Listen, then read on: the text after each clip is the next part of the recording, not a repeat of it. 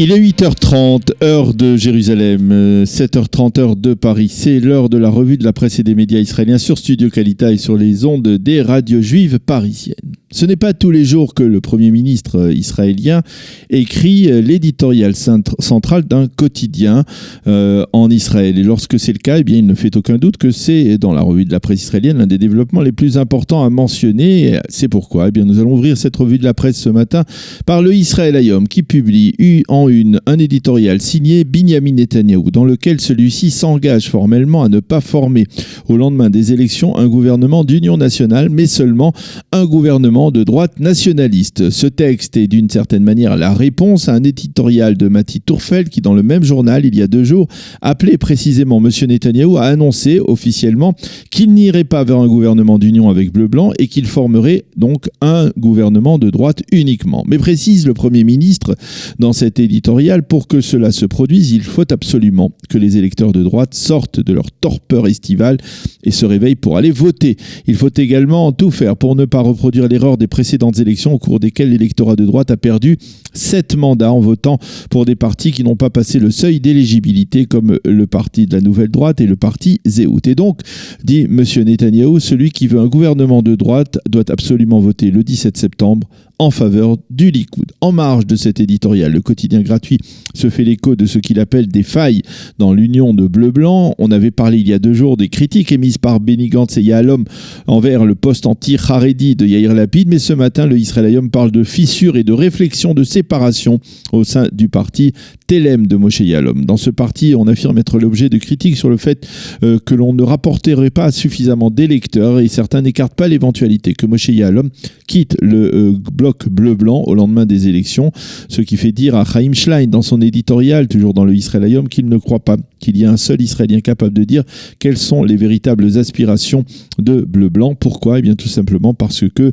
ce parti n'a pas d'autre objectif politique que celui de destituer Binyamin Netanyahou. D'ailleurs, l'ensemble des quotidiens israéliens publient ce matin une photo des 4 leaders de bleu-blanc qui sont dans un champ dans la région du pourtour de Gaza. 3 d'entre eux sont d'ailleurs habillés de noir, tous de noir vêtus.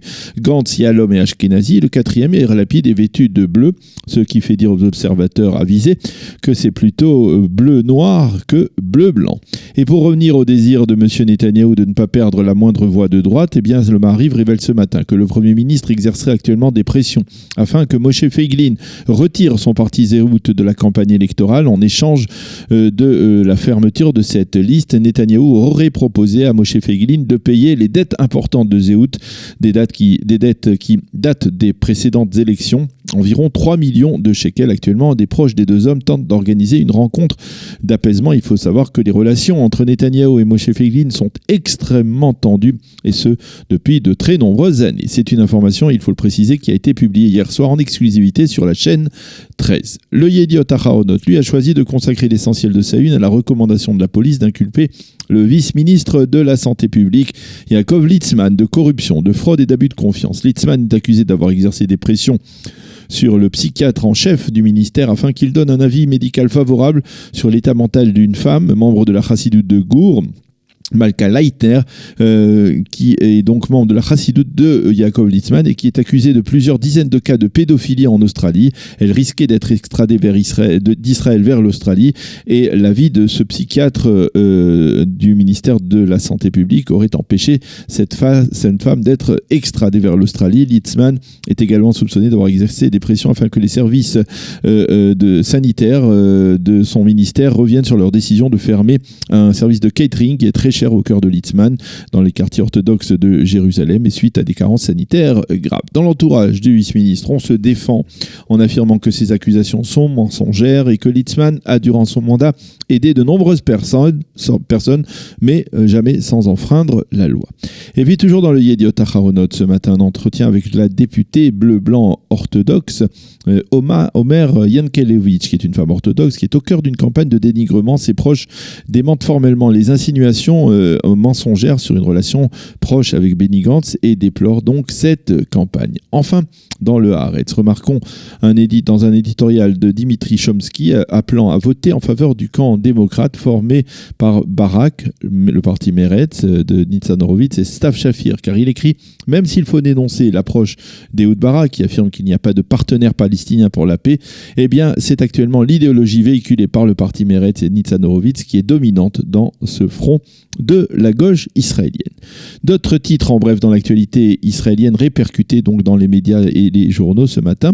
Le Israël Hayom mentionne ce matin en évidence l'information selon laquelle l'État d'Israël participera à une coalition de sécurité visant à garantir la libre circulation dans le Golfe Persique. C'est libre circulation de bateaux et de pétroliers dans le Golfe Persique, une coalition appelée Sentinelle, dans laquelle on trouve, outre les États-Unis, plusieurs pays du Golfe comme les Émirats Arabes Unis. Le Maariv reprend ce matin l'essentiel d'un reportage diffusé hier soir sur la chaîne 12 de la télévision israélienne. Un reportage qui dresse une liste impressionnante de plus de 200 visites effectuées entre 2010 et 2016 par des députés arabes israéliens, des députés israéliens, juifs, mais surtout arabes, des terroristes palestiniens qui purgent des peines de prison importantes pour le terrorisme et donc qui sont donc incarcérés dans les prisons israéliennes. Parmi les députés ou ex-députés juifs qui ont rendu visite à ces terroristes, on trouve Chaim Oron, qui fut l'un des leaders du Meretz, mais aussi l'actuel président du Parti travailliste, Amir Peretz. Mais les visites les plus fréquentes donc ont été réalisées par l'ensemble des députés arabes israéliens auprès d'archi-terroristes, comme par exemple le responsable de l'attentat contre l'hôtel Park le soir du Seder de Pessah en 2002. Le Yediot Aharonot consacre plus d'une pleine page à l'enrôlement aujourd'hui de quelques 500 nouvelles recrues dans la brigade de combat de Givati, l'une des plus célèbres brigades de combat de Tsahal. À cette occasion, le commandant de la brigade, le colonel Itzik Cohen, s'adresse à ces jeunes recrues en leur expliquant que s'ils voulaient un service militaire de qualité dans ce qu'il appelle la force de frappe de Tsahal, ils ont fait le bon choix. Nous sommes les meilleurs, dit-il, avec une certaine dose de chauvinisme. On ne va pas le lui reprocher. En tout cas, en marge, le Yediot Aharonot rappelle, comme le font d'ailleurs d'autres quotidiens, qu'il y a 5 ans, jour pour jour, le lieutenant Hadar Goldin a été tué et que son corps a été pris et capturé par le Hamas à la fin de l'opération Bordure Protectrice. Hadar Goldin, qui était lui-même officier de cette même brigade de Givati. Et puis nous terminerons cette revue de la presse par une enquête par un titre à caractère historique. Le linceul qui avait recouvert le cercueil de Théodore Herzl lors des obsèques de ce dernier en Israël en 1949, après la création de l'État d'Israël, ce linceul a été retrouvé presque par hasard dans une armoire dans les bureaux du KKL à Tel Aviv, des bureaux qui doivent être déménagés pour transformer ce bâtiment historique du KKL en un hôtel-boutique au cœur de la ville.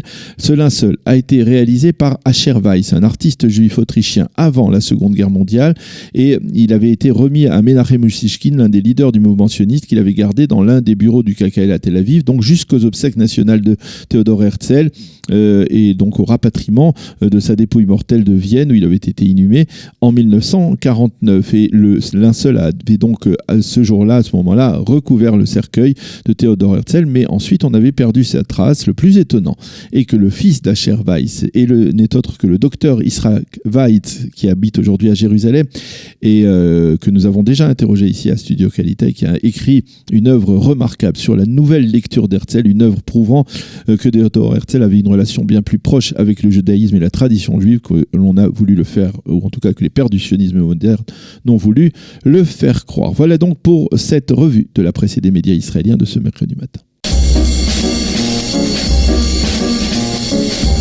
Pour mieux s'immerger dans la réalité politique, sécuritaire, économique et sociale d'Israël, connectez-vous chaque matin sur Studio Qualité.